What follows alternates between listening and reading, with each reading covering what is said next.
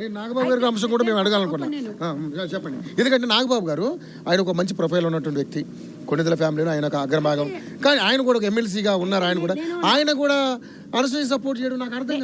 నేను ఏమంటున్నానంటే నాగబాబు గారికి ఇప్పుడు పవన్ కళ్యాణ్ గారు సనాతన ధర్మం గురించి చక్కగా చెప్తూ వాళ్ళ భార్య పిల్లలతోనే సనాతన ధర్మంలో వెళ్తున్నారు. మెగా కుటుంబం అంటే నాకు రెస్పెక్ట్. తెలంగాణ కాదు, ఆంధ్రాలో కూడా అందరికీ దేశవ్యాప్తంగా ఒక మెగా కుటుంబం మంచి మెసేజ్ ఇస్తారు. కానీ అందులో ఒక కలుపు మొక్కలాగా ఈయన మాట్లాడడం అనేది నాకు నచ్చలేదు. నాకు నచ్చలేదన్న. నేను ఏంటంటే ఆయన నవ్వును, ఆయన యాక్టింగ్ నచ్చుతా, కానీ ఆయన చెప్పే విధానం నాకు నచ్చలేదు. ఎందుకంటే పోయి ఈ పనికిమాల దానికి ఈయన సపోర్ట్ చేయడం అనేది నచ్చలే. ఆయన ఒకటి ఏం చెప్పారంటే, మీకు ఇష్టం ఉన్నట్టుగా ఉండండి, ఇష్టం ఉన్నట్టుగా బట్టలు వేసుకోండి, కానీ సెక్యూరిటీని పెట్టుకోండి అని అన్నాడు పక్కన. వినండి, అంటే సెక్యూరిటీ ఎవరు పెట్టుకుంటారన్నా? మీలాంటి వాళ్ళు, డబ్బులు ఉన్నోళ్ళు, అనసూయ లాంటి వాళ్ళు, కోట్లు సంపాదించే వాళ్ళు పెట్టుకుంటారు. మాలాంటి వాళ్ళకు తిండి పొట్ట గడవడమే కష్టం ఉంది. అలాంటి వాళ్ళు సగం బట్టలు వేసుకోవడం ఎందుకు, బౌన్సర్లను పెట్టుకోవడం ఎందుకు? మీరు చెప్పిన దానికి, మీరు మాట్లాడిన దానికి, మీరు ఎమ్మెల్సీ పదవిలో ఉన్నారు. అక్కడ ఆంధ్రప్రదేశ్ ప్రజలని అభివృద్ధి కోసం ఎమ్మెల్సీ పదవి ఇచ్చిండ్రు పవన్ అన్న గారు మీకు. మరి మీరు చేసింది ఏంది?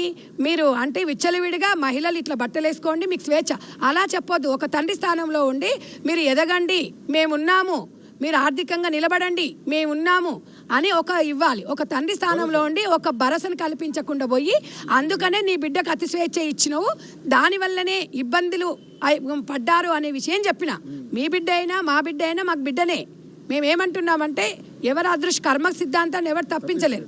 కానీ మీరు మాట్లాడిన మాటలకు 1 నుంచి 10 వస్తాయి.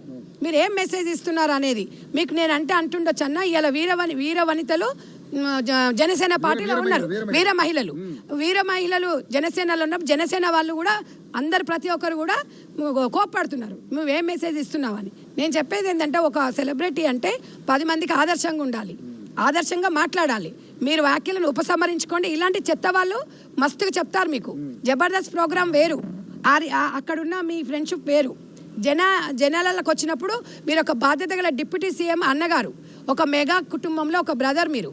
కాబట్టి మీరు మంచి మెసేజ్ ఇస్తే ప్రజలకు పోతుంది. 100% ప్రెస్ మీట్ పెడుతున్నారంటే 100 మంది ఏం మంచి మాట్లాడతారని చూస్తారు. కాబట్టి మీరు మాట్లాడేటప్పుడు జాగ్రత్తగా ఉండాలని చెప్పేసి మీకు చెప్తున్నాం. తర్వాత నాన్ వేషగాడు ఒకడు, వాడు విజయనగరంలో పుట్టి మన సొమ్ము తిని మనది చేసి తల్లిపాలు తాగి తల్లి రొమ్ములు విసికినాడు. ఇట్లా అంటే వీడు ఎంత చెత్త నా కొడుకు అనేటోని. సనాతన ధర్మం గురించి, హైందవ ధర్మం గురించి ఇంతగా చర్చుకునే మనము ఈరోజు మన భారతదేశం గురించి నీచంగా మాట్లాడుతూ, అమ్మ సీతమ్మ గురించి, ఇక్కడ ద్రౌపది గురించి మాట్లాడినప్పుడు వాడు ఆల్రెడీ చనిపోయినట్టే లెక్క. ఎందుకు అంటే వాళ్ళ అనుభవం ఎక్కడ, నువ్వెంత, నీ బతికెంత, నీ బిచానెంత.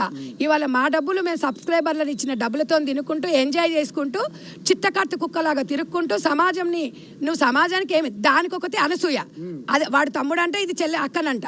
మీరిద్దరు కలిసి గొప్ప బంధాలు మీ ఇద్దరివి.